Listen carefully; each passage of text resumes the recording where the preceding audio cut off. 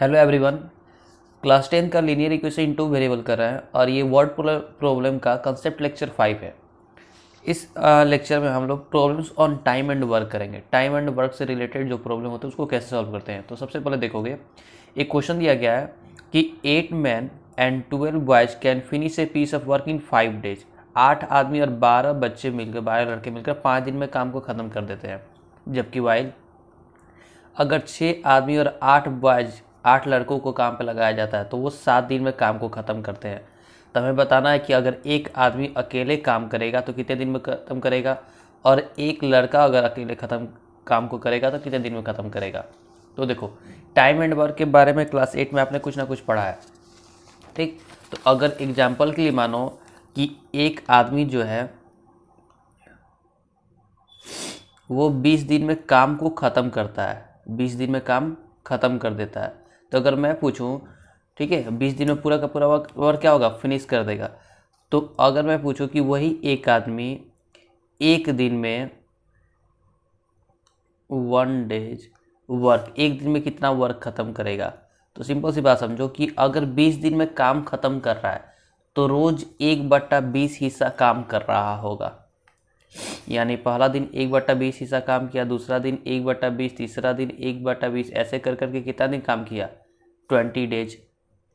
Okay, तो इसका मतलब कितना काम कर लिया, 1/20 इंटू 20 यानी कि 1 वर्क क्या हो गया, कंप्लीट हो गया। तो एक आदमी 20 दिन में अगर काम ख़त्म करता है तो एक दिन का काम कितना होगा, 1/20 काम करेगा एक दिन में, ठीक है। अगर वैसे ही अगर एक आदमी का 5 दिन का काम बोल दिया जाए, काम 5 दिन में कितना काम करेगा, तो क्या करेंगे, 1/20 इंटू 5। अगर 5 आदमी का पूछ दिया जाए, 5 आदमी 5 दिन में कितना काम करेगा, तो 1/20 गुने 5 और फिर से 5 से मल्टीप्लाई कर देंगे। अगर ये 8 आदमी का पूछता तो 8 से मल्टीप्लाई कर देते। अगर ये 7 दिन का पूछा जाता तो 7 से मल्टीप्लाई कर देते, ठीक। ये बात समझ में आ रही है। इसी मेथड का यूज करके ये क्वेश्चन सॉल्व होगा। तो देखो क्या किया गया है, ये मान लिया गया है कि एक आदमी जो है अकेले alone can finish the piece of work in X days, X दिन में क्या करेगा, काम को ख़त्म कर देगा। जबकि एक लड़का जो है अकेले वाई दिन में काम को ख़त्म करेगा। तो अगर आदमी की बात करें कि एक दिन में कितना काम खत्म करेगा, ए मैन 1 डे वर्क, एक दिन में कितना काम करेगा, तो एक्स दिन में काम खत्म कर रहा था, तो यानी कि एक दिन में 1/x काम करेगा। बॉय जो था वो वाई दिन में काम को ख़त्म कर रहा था, तो एक दिन में 1/y काम खत्म करेगा। अब पहला जो लाइन दिया गया था, पहला कंडीशन कि 8 आदमी और 12 लड़के मिलकर 5 दिन में काम को ख़त्म कर देते हैं, उस कंडीशन को लेकर चलते हैं। तो देखो, अगर एक आदमी एक दिन में 1/x वर्क कर रहा है, 1/x, तो अगर मैं बोलूँ कि 8 मैन कितना काम करेगा, तो क्या बोलोगे, 8 से मल्टीप्लाई कर देंगे, 8 इंटू 1/x यानी कि 8/x। और एक आदमी 5 दिन में कितना काम खत्म करेगा, तो 8/x इंटू 5, क्योंकि 8 आदमी और 12 लड़के मिलकर 5 दिन में काम खत्म कर रहे थे। तो एक आदमी का काम 1/x और 8 आदमी का काम 8 इंटू 1/x, और 5 दिन में काम खत्म हो रहा है, इसलिए 5 से मैंने क्या कर दिया, मल्टीप्लाई कर दिया। सेम ऐसे ही एक बच्चा जो एक दिन में काम कर रहा था, 1/y वर्क कर रहा था, तो 12 बच्चों से काम कराना है, तो 1/y इंटू 12, और कितना दिन में काम खत्म कर रहे हैं, तो 5, तो इंटू 5। तो ये हो गया टोटल वर्क, और टोटल वर्क है कितना, एक ही वर्क है ना, यानी कि एक वर्क क्या हो गया, कंप्लीट हो गया। इसको मल्टीप्लाई करके सॉल्व करोगे तो ये आ गया, ये हो गया इक्वेशन फर्स्ट।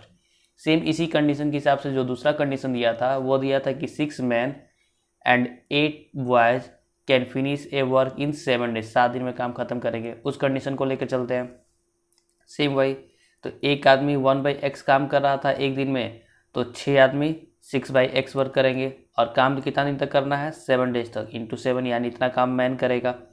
8 बाय से एक बाय 1/y काम कर रहा था, तो 8 बाय 1/y इंटू 8, और उसको भी कितना दिन में काम करना है, 7 डेज तक काम कर रहा है, तो इतना काम करेगा। और दोनों मिलकर काम कितना कंप्लीट कर दिए, एक वर्क कंप्लीट कर दी थी, इक्वल टू 1। तो इसको मल्टीप्लाई किए तो ये आ गया। तो ये दो इक्वेशन आ गया। इन दोनों इक्वेशन को तुम्हें सॉल्व करने आता है, क्या करेंगे, तो 1/x को यू मान लिया गया, 1/y को भी मान लिए, और नया इक्वेशन तैयार कर दिए। दोनों इक्वेशन को सॉल्व करोगे तो u और v का वैल्यू ये आ जाएगा। ऐसे x और y निकालोगे तो ये आ गया, यानी कि एक आदमी अकेले 70 दिन में काम खत्म करेगा, और अकेले एक लड़का 140 दिन में काम खत्म करेगा। ओके, तो अगले क्वेश्चन की तरफ बढ़ते हैं। अगला जो प्रॉब्लम है वो है प्रॉब्लम ऑन मिक्सचर। मिक्सचर पे एक प्रॉब्लम करते हैं। तो देखोगे दिया गया है कि एक केमिस्ट है जो वन सोल्यूशन, एक केमिस्ट के पास एक सोल्यूशन है जिसमें से 50% एसिड है और दूसरा सोल्यूशन है जिसमें 25% एसिड है। तो कितना दोनों में से मिक्स करें, यानी कि पहले सोल्यूशन में से कितना मिक्स करें और दूसरे सोल्यूशन में से कितना मिक्स करें कि जो टोटल सोल्यूशन हो जाए वो 10 लीटर का हो जाए और उसमें एसिड का जो अमाउंट है वो 40% एसिड ही रहे। तो मैंने क्या मान लिया कि जो पहला सोल्यूशन है 50% जिसमें एसिड है वो मान लेते हैं कि x लीटर ले लेते हैं और उसको मिक्स कर देते हैं 25% एसिड सोल्यूशन के y लीटर से, यानी y लीटर सोल्यूशन ले लेके इसमें इसका 25% एसिड सोल्यूशन का, और उन दोनों को मिक्स कर दिए। तो सिंपल सी बात है कि x लीटर यहाँ से लिया गया और y लीटर यहाँ से लिया गया, तो दोनों को जब मिक्स करेंगे तो कितना लीटर बना था, 10 लीटर, यानी कि x प्लस वाई कितना हो गया, 10 लीटर हो गया। अब एक कंसेप्ट और समझोगे, जैसे अगर तुमको दिया गया हो कि एसिड दिया गया है, ठीक है, एसिड दिया गया है कितना परसेंट सॉल्यूशन वाला, 50% कॉन्सेंट्रेटेड सॉल्यूशन दिया गया है। इसका मतलब क्या हुआ, इसका मतलब ये हुआ कि अगर तुमको 100 ml मिक्सचर दिया गया, 100 ml मिक्सचर या सॉल्यूशन दिया गया, मिक्सचर सॉल्यूशन जो भी दिया गया, उसमें 50 ml क्या है, 50 ml ही प्योर एसिड है। अगर 30% सॉल्यूशन दिया गया, इसका मतलब क्या है कि 30% ही प्योर एसिड है। सेम उसी तरीके से अगर मान लो कि 200 ml तुमको दिया जाएगा जिसमें 30% क्या है, प्योर एसिड है, तो 100 ml में 30 ml, तो 200 ml में तो मल्टीप्लाई कर देंगे कितना जाएगा, 60 ml। तो इसको निकालने का तरीका क्या होता है कि परसेंटेज यानी 30/100 और जितना का दिया गया उसे मल्टीप्लाई कर दिए, तो 200 × 30/100 मल्टीप्लाई कर देंगे 60 ml आ जाएगा। तो सेम हमें यहाँ पे पता करना कि कितना एसिड हुआ।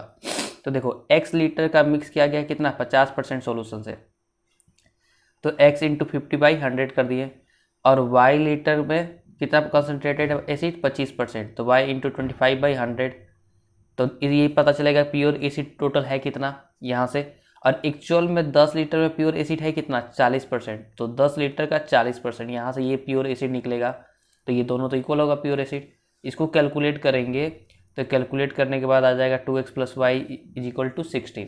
तो एक इक्वेशन ये बना है और एक इक्वेशन ये बना, दोनों इक्वेशन को सॉल्व करोगे तो x का वैल्यू 6 आ जाएगा और y का वैल्यू 4। इसका मतलब क्या हुआ कि 50% जो कॉन्सेंट्रेटेड एसिड लिया गया था वो 6 लीटर मिक्स करेंगे, और जो 25% कॉन्सेंट्रेटेड एसिड लिया गया था उसमें से 4 लीटर मिक्स करेंगे, तो दोनों को मिक्स करने से 10 लीटर में बन जाएगा, ठीक है। और साथ में जो नया एसिड तैयार होगा वो कितना परसेंट कॉन्सेंट्रेटेड होगा, वो 40% कॉन्सेंट्रेटेड होगा। ओके, आगे बढ़ते हैं। मिक्सचर का एक और क्वेश्चन है, दिया गया a jeweller has bars of 18 carat gold, 18 carat gold है और 12 कैरेट गोल्ड है, ठीक है। How much each must be melted, तो दोनों कैरेट गोल्ड में से कितना कितना मेल्ट करें कि जो नया गोल्ड मिले ना वो हमें 120 ग्राम का मिले, और साथ में उसमें जो प्योरिटी होना चाहिए वो 16 कैरेट गोल्ड होना चाहिए, 16 कैरेट गोल्ड। तो देखो एक चीज़ याद रखो, जो प्योर गोल्ड होता है वो 24 कैरेट का होता है, प्योर गोल्ड यानी कि 24 कैरेट, यानी 24 कैरेट गोल्ड में 100% क्या होगा, केवल गोल्ड होगा, ठीक है। तो उसके हिसाब से हम ये पता कर सकते हैं कि 18 कैरेट गोल्ड में कितना परसेंटेज गोल्ड होगा और 12 कैरेट गोल्ड में कितना परसेंट गोल्ड होगा। तो सबसे पहले हम ये मान लेते हैं कि x ग्राम जो है वो 18 कैरेट गोल्ड लिया जा रहा है और उसको मिक्स किया जा रहा है y ग्राम 12 कैरेट गोल्ड के साथ, तो उससे कितना बन जा रहा है, 120 ग्राम का गोल्ड बन जा रहा है, यानी कि x + y को किए तो ये 120 ग्राम की इक्वल हो गया। अब बात करते हैं कि गोल्ड कितना था, तो गोल्ड 18 कैरेट और 12 कैरेट को मिक्स किए तो 16 कैरेट का हमें गोल्ड मिला है, ठीक है। तो देखोगे तो 18 कैरेट गोल्ड यानी कि 75%, कैसे, तो 24 कैरेट पे तो प्योर होता है, ठीक है, 24 कैरेट पे प्योर होता है, यानी 24 कैरेट जो होगा वो 100% प्योर होगा। तो एक कैरेट कैलकुलेट करना होगा तो 100% बाई 24। अब जितना भी कैलकुलेट करना होगा 10 या 18, जैसे 18 कैरेट अगर कैलकुलेट करना है तो क्या करेंगे, 100% बाई 24 × 18, तो ये किया गया ना, 18/24 × 100, यानी 75% इसमें गोल्ड है प्योर। 12 कैरेट गोल्ड में कितना है, 50% है, और 16 कैरेट गोल्ड में कितना है, 200/3% गोल्ड है। तब आते हैं क्वेश्चन पे। तो सबसे पहले x ग्राम जो 18 कैरेट गोल्ड है इसमें एक्चुअल में गोल्ड है कितना, तो x का 18 कैरेट यानी 75%, इसमें से 75% गोल्ड निकलेगा। y वाले में कितना गोल्ड निकलेगा, तो 12 कैरेट का है y, अब 12 कैरेट यानी 50%, यानी कि इसमें 50% गोल्ड निकलेगा। और एक्चुअल में गोल्ड कितना निकल रहा है, तो 16 कैरेट का गोल्ड निकल रहा है किसमें से, 120 ग्राम से।